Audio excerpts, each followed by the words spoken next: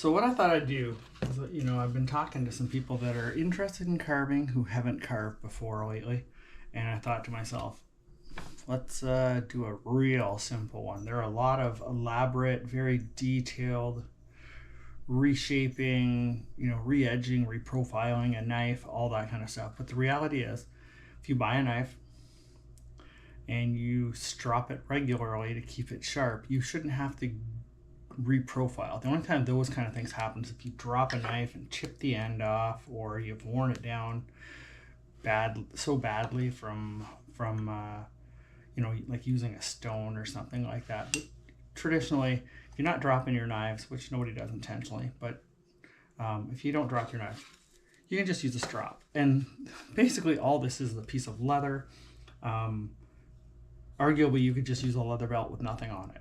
The smooth side is for fine tuning, which would be more like this, and the rough side of your leather belt would be the one that you're going to use predominantly.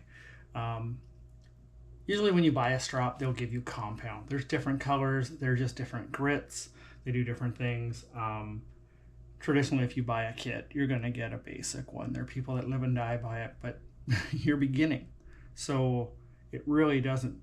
It's not as important now. When you get skilled up and hone your craft, I'm not even remotely close to being there. Mine came with this green compound. It seems to work fine. All right, now this might be difficult to see, but this knife, so when I was buying knives, this one might be a more obvious one to show here. Okay, and notice I'm wearing my glove for sharpening because a lot of people get cut sharpening their knives. So when you start off, definitely use your thing. Now I'm hoping you'll be able to see this. I'm going to slightly rotate the knife so you can see that what we're looking at here, right, is it's flat here and then it's got an angle. So, if you've got a camp knife or a hunting knife, you'll typically see this type of a bevel on it.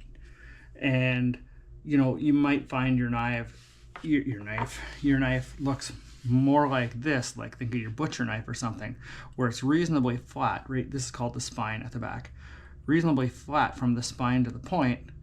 This one is perfectly flat from the spine to the point, as is this one, right? This one might be a little easier to see, but it's perfectly flat. So from the spine right to the point. So effectively, if you looked at it from this angle, straight down, you're looking at a triangle, right? Where this one, you're looking at, it's the same thickness, and then it tapers to a point, okay? Now, why am I telling you all this? Different cuts have different, there's the different profiling of the knife. Some have different benefits than others. But as a beginner, predominantly myself, I found this knife, although this is a big knife, so this edge is very, very wide, right? Like it's, on this particular one, it's almost, just under 1/4 of an inch, right? So it's easy for me to put the knife flat and then tilt it and find that space. So this one's an exception, but the other ones that I have that are smaller, that bevel's a lot harder to find. And if you're stropping and you turn too much, you end up wearing just the edge.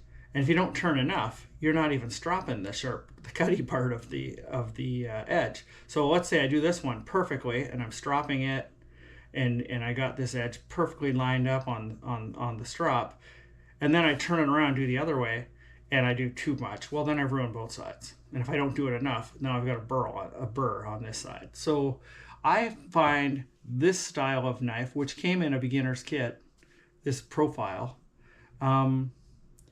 to not be my favorite as a beginner.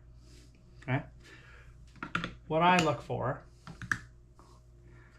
in a knife is this, and there's names for them, but how important is that? I like the triangle from the spine on, because I can easily just lay my knife flat, right? And just give it a little bit of a turn, like very lightly, and then I start sliding backwards, right? Lay it flat, back. Lay it flat, back. Just leaving it flat. Like I don't even lean it forward, actually, now that I'm doing it. So you can see my blade is wider than my strop. Well, here's the solution for that, okay? So the only thing you want to make sure you're doing is you're providing even pressure. So if you can't do that with this type of a position, gently put your finger. Just make sure when you do the other side, you do the same. And you don't have to push. This is not like my finger is doing anything. All it's doing is keeping it balanced. Okay? See? So that triangle, I've just got one side of the triangle laying on this strop. Right? And I usually do 10 on one side and 10 on the other. Okay? And then I spin it around. Now here's the thing. When you get to the end, lift it up. Because if you spin it and drag your edge over the strop, you will ruin it. Ruin the edge. Okay? So all the way to the end, lift, spin it around. See, I'm putting my finger back. Same amount of pressure. I've got my knife on an angle because it's wider than my strop. All the way to the end. That one I can actually just go right off the end if I want. Okay? 2, 3, 4, 5, 6. You get the idea.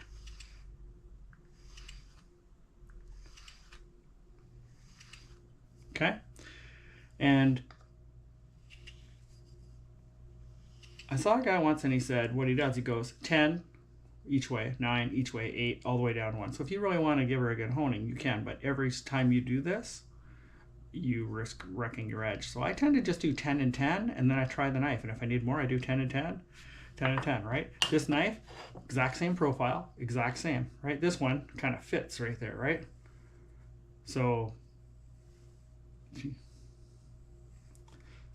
these are my 3 primary knives. Well, actually, this one is falling out of favor just because I've had it for, it's a gift 20 years ago, and I never really got into carving.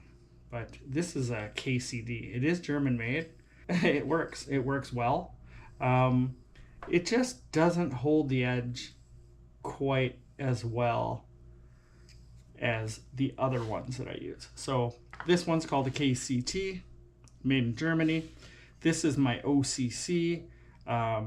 You'll hear a lot of people talk about OCCs. This is the Mike Shipley OCC. That one's 1 7/8. This one's blade length is about the same. Okay, so this is my dominant knife. I use my OCC for most things, and then I use this one, which is the Badger State detail knife. And again, it's got that same blade profile. It's the triangle, and it makes keeping it honed so easy, right? Okay, last but not least, like I said, there are a lot more detailed videos, but hopefully this will help get you, give you the basics. So when you start looking at the more detailed ones, you'll be like, okay, that makes sense to you. How much do you put on? Well, it's, putting it on, warming up with a hair dryer is one thing, the green stuff, right? It just comes in a block. I'm not digging it out right now, but heat the strop up, the leather, you start doing it, then hit it again, and you just want it evenly covered. Like, it doesn't have to be perfect, okay? How often do you clean your strop?